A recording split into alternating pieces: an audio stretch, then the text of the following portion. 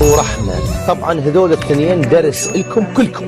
ليش درس لكم؟ تتذكرون اول ما تزوجوا الحفلة بدبي مدري بعمان ما اعرف وين، والوشم هو داق اسمها وشم وهي مدري وين داقة اسمها. المهم وكثير من البنات تأثرن، شوف قسمة هاي شوف قسمتي اني يمكن نصير مثلهم. العبرة وين؟ وين الوشم؟ وين الحفلة؟ وين التكبيس؟ ها؟ تالي متالي صاروا فضيحة قدام أمة محمد، واحد يحكي على الثاني بالإعلام وانفصلوا. إذن القضية مو قضية وشم وقضية حفلة بدبي ومدري وين وبألمانيا، لا، قضية إن بناتنا فكروا تبحثون عن إنسان يخاف الله بيكم.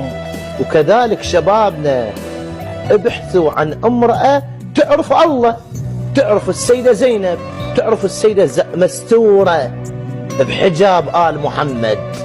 هاي العبرة هنا التوفيق مو بالوشم مو بالعضلات ولا بالجمال. حس ورحمة.